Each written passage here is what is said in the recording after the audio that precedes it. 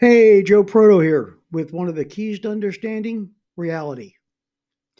The reality you see right now is the reality you hold in your mind, and it can be changed at any time, as everything is created twice, first in your mind and then in reality.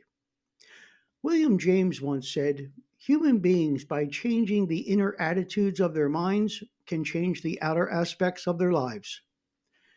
People don't attract what they want, people attract that which they are, as your personality creates your personal reality.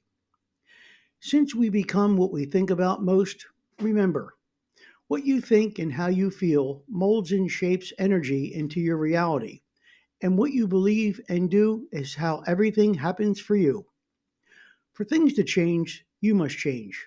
So, change your thinking, change your life, as all actions are born in thought. Make it a great day.